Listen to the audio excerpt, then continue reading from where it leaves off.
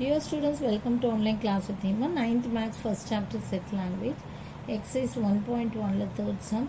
Consider the following sets: A equal to 0, 3, 5, 8 and B equal to 2, 4, 6, 10 and C equal to 12, 14, 18, 20. இப்போ இது true or false ஆன்னு கேட்டிருக்காங்க. இப்போ 18 belongs to C னா is it true. 6 does not belongs to A கொடுத்துருக்காங்க. Does not belongs to A னா correct தான். 6 இல்லை, so it's a true statement. இந்த மாதிரி எடுத்துக்கணும். அதே மாதிரி fill in the blanks கேட்டிருக்காங்க, ஒர்க் அவுட் பண்ணலாம்.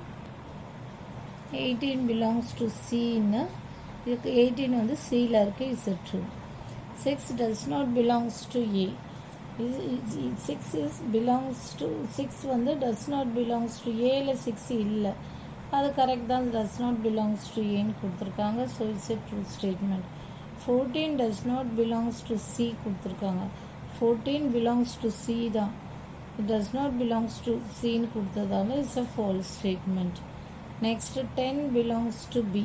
Yeah, it's a true statement. Next 5 belongs to B.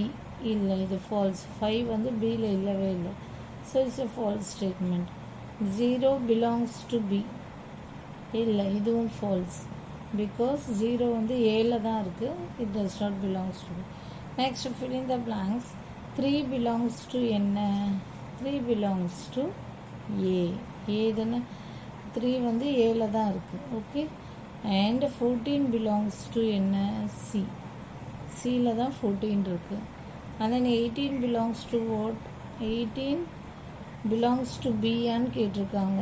இல்லை, does not belongs to B. Okay, does not belongs to B. Bல இல்லை, ஓகேவா. 18 எதில் இருக்குது? Cயில் தான் இருக்குது. 4 Bயில் இருக்கான்னு கேட்டிருக்காங்க. Okay, 4 belongs to B. 4 belongs to B.